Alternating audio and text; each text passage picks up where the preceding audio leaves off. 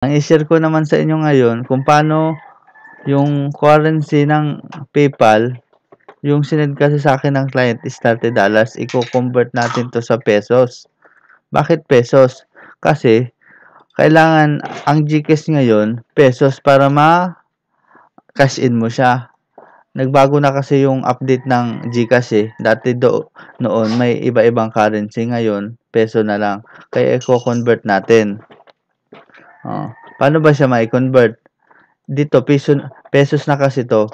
Pero pag chineck nyo sa PayPal ay sa GCash, magiging dollars ay hindi pala 'to mag-a-appear. Ito dapat mag-a-appear yun dati. 3 months ago. Paggawa ko ng video na 'to. Ngayon, dapat i-convert natin sa Philippine money. Paano ba pag-convert? Ito. Tandaan nyo kung ilang dollars, 30.06. Click natin to, itong bilog na to. Manage currencies. Gagawin natin yan pesos, dapat mawala na to. No, 'di ba? Naka US dollars pa ako. US dollars. Papalitan natin, dapat pumunta siya dito sa taas, maging pesos siya para makash in natin. Pero kung okay na sa inyo yung dollars, huwag nyo na palitan. Iko-convert natin ang ating $30. Madami siyang currency, pwede siyang i-convert sa iba-ibang currency. May Australian dollars, British, madami pa. Pag Philippine money tayo, convert.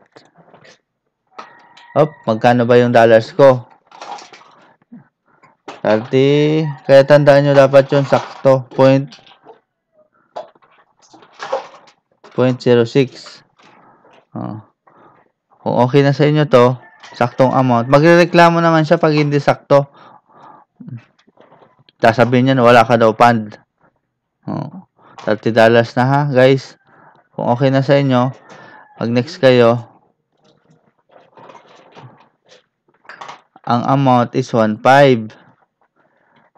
$30 to, i-convert ko sa magiging ang bilihan ng PayPal is 49.9, halos 2 pesos. Matindi talaga tong PayPal. Ang 2 pesos kada $1 ang ibabawa sa akin. Convert now. Okay na. Nakuha ko na yung cash. Tingnan natin kung pumasok sa account ko. Nawala na yung dollars. Wala na yung dollars. Nawala na yung dito. Okay guys. Salamat. Sana nag-enjoy kayo sa panonood sa aking tutorial kung paano mag-convert ng iba-ibang currency, dollars to pesos. Hanggang dito na ang aking video. Bye-bye! Kung may GCash kayo, pwede nyo nang i-cash in kasi nawala ang dollars. Kita nyo naman yung ginawa ko ngayon, July 10, US to PHP. Meron naman pala silang monitoring. Okay? Libre lang naman pag convert. Hanggang dito lang po. Salamat sa